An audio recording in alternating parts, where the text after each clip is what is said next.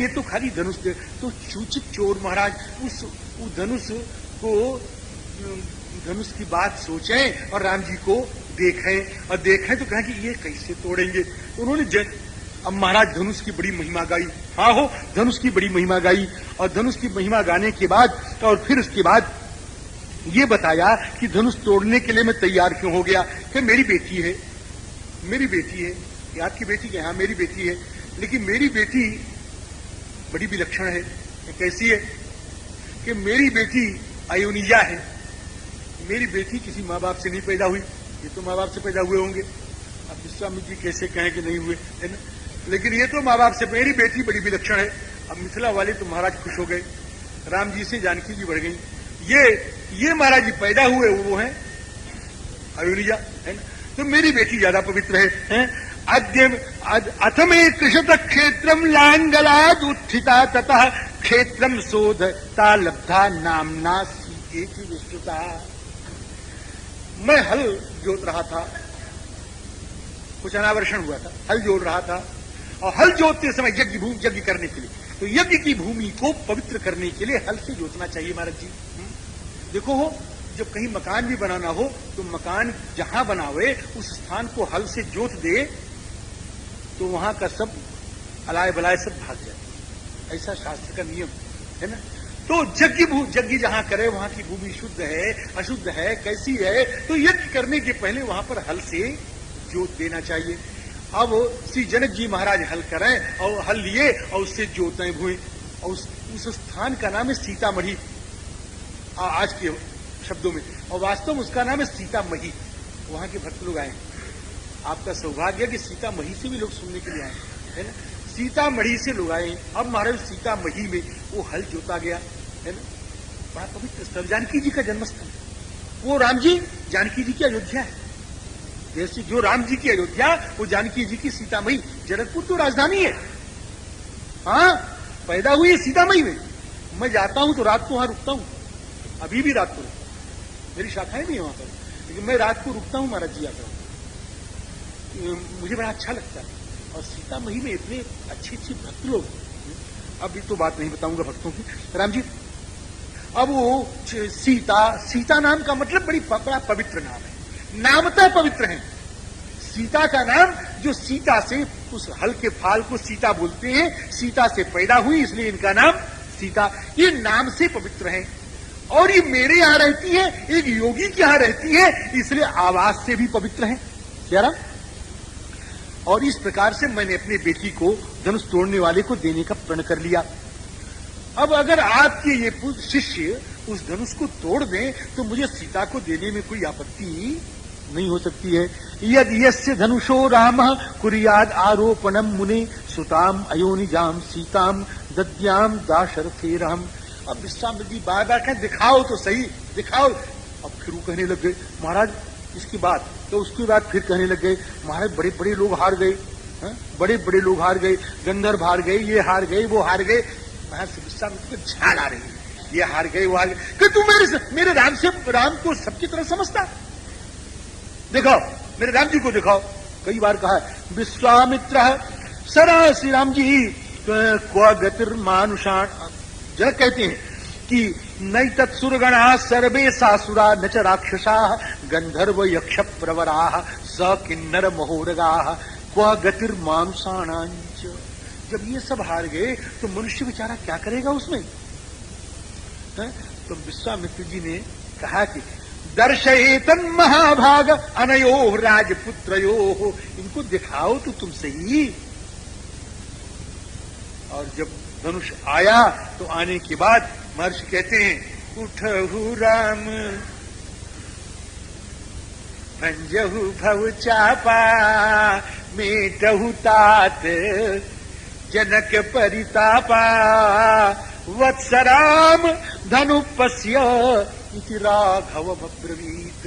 अब ठाढ़ भये, क्या झांकी है हमारे, ठाढ़ भये उठी सहज सुहाये ठवनी जुआ मृगराज लजाए। राम जी ने कहा मैं जा रहा हूं इसको उठाने और चढ़ाने, उठाओ चढ़ाओ। लेकिन चढ़ाने में टूट जाए तो मेरा दोष नहीं है।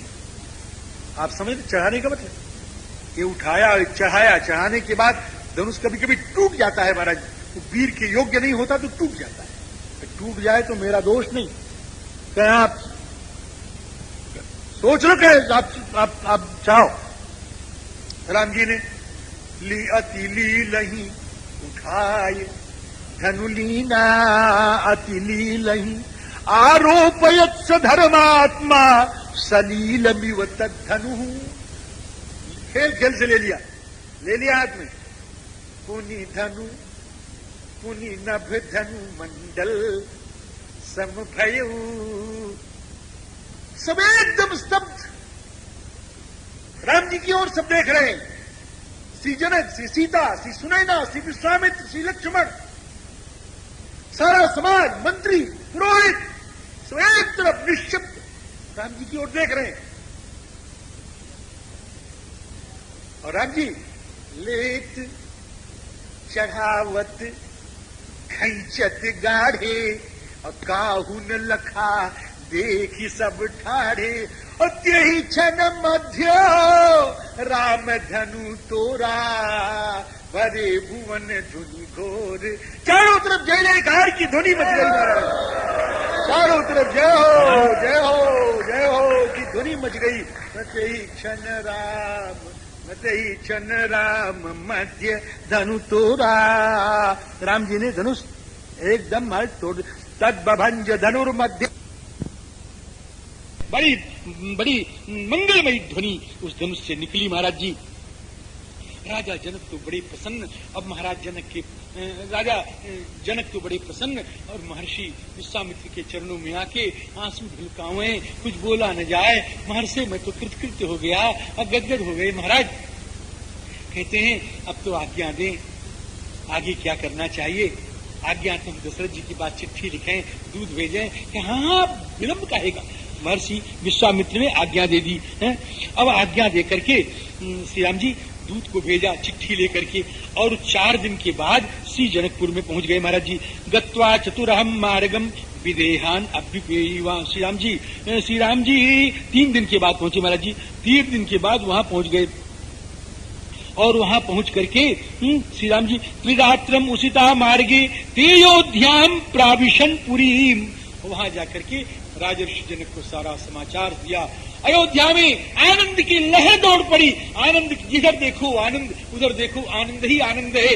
अब सब तैयार कर रहे हैं, बाजी बज रहे हैं, घोड़े सज रहे हैं, हाथी सज रहे हैं, रथ सज रहे हैं। चारों तरफ लोग अपने को सजा रहे हैं। राम जी के लिए कुछ सामग्री ले जा रहे हैं, वैवाहिक सामग्रियों का संकलन हो रहा है। और महाराज जी सबके सब यात्रा कर दिए, प्रस्थान कर दिए। और सबके मन में एक कामना है, एक कामना है। क्या कामना है? क्या कामना है राजी? सबके मन में एक कामना है बाजी। मैं एक दोहा में समाप्त कर दूं। क्या कामना है? क्या कामना है? सबके उर निर्भर हरस पूरित पुलक शरीर। क्या कामना है?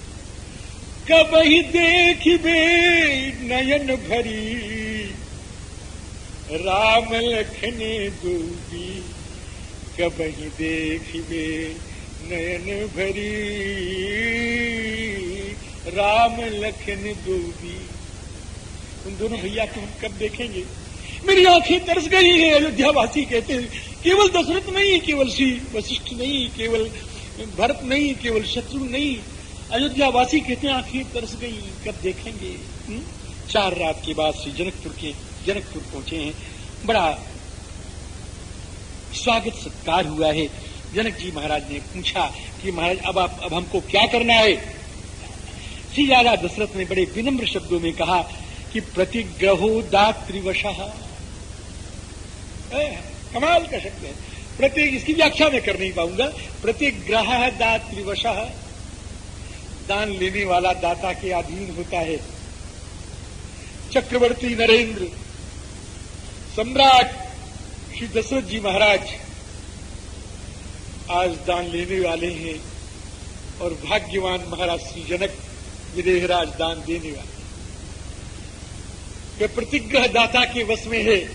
हे राजन, हे राजर्षि, हे योगीराज, आप जैसे चलाओगे वैसे ही चलेंगे, आप जैसे कहोगे वैसे ही हम करेंगे, जो आप कहोगे वही हम करेंगे।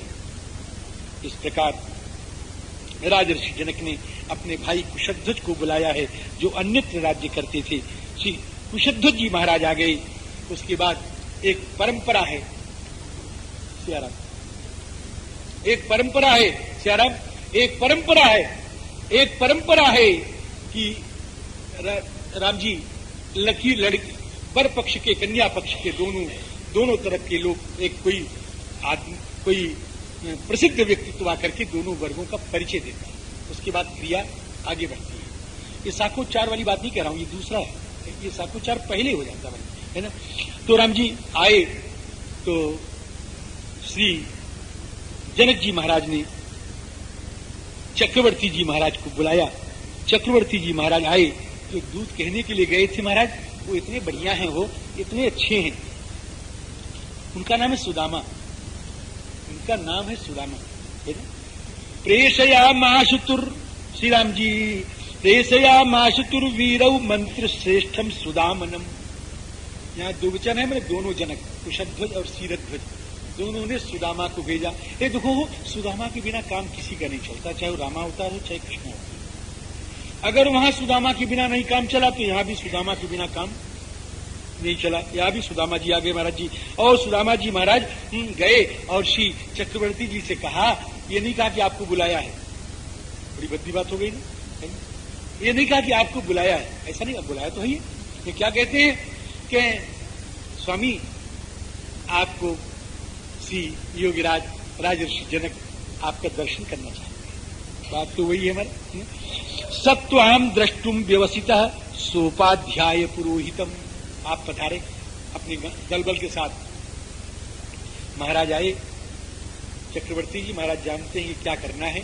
महाराज ने कहा, देखो हमारे तो सब कुछ ये गुरुदेव हैं, इनके बिना हमारा कुछ नहीं होता है, हमारे तो यही देवता है, अब यही हमारा परिचय देंगे। वशिष्ठ जी महाराज ने शुरू किया वंश परिचय। और वंश परिचय कहां से शुरू किया? अव्यक्त प्रभवो ब्रह्मा शाश्वतो नित्य अव्ययः।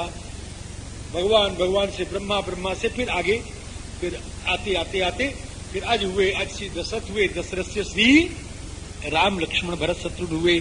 और उन राम लक्ष्मण के लिए हे राजर्षि, हम आपकी दो कन्याएं मांग रहे हैं, एक से संतोष नहीं, दो।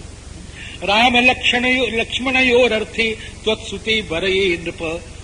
उन दोनों श्री सीता जी और उर्मिला जी का हम वर्ण कर रहे हैं श्री राम लक्ष्मण के लिए। ये बहुत सुंदर। अब इसके बाद जनक जी महाराज ने अपना परिचय स्वयं दिया। ये निमि से शुरू कर रहे हैं महाराज जी। निमि परम धर्मात्मा। और इस वंश में आगे चल करके महाराज जी एक राम जी स्वर्ण राम रोमा हुए, और स्वर्ण रोमा के पुत्र हुए ह्रस्व रोमा, और ह्रस्व रोमा के दो लड़के हुए, एक का नाम कुशध्वज और एक का नाम शीरध्वज और दूसरे का नाम कुशध्वज। शीरध्वज जनक जी महाराज हैं और कुशध्वज उनके भाई हैं। ये परिचय हुआ, और ये परिचय होने के बाद उन्होंने स्वीकार कर लिया कि हम अपनी पुत्रियों को श्री सीता और उर्मिला को श्री राम और लक्ष्मण के लिए देने के लिए तैयार हैं। अब आगे अपना काम करिए। आगे की जो पद्धति है, यानी गोदान वगैरह होना चाहिए और पितृकार्य होना चाहिए। देखो यहाँ भी पितृकार्य है। पितृकार्य मैंने वही नांदी मुख श्राद्ध वगैरह होता है राम जी, वो जिसको मातृका पूजन कहते हैं, वो काम विवाह के पहले हो जाता है। तो कह पितृकार्यम च भद्रंते ततो वैवाहिकम कुरु। और आज मघा नक्षत्र है, वो एक दिन पहले होता, ज्यादा दिन उसमें लटकाया नहीं जाता।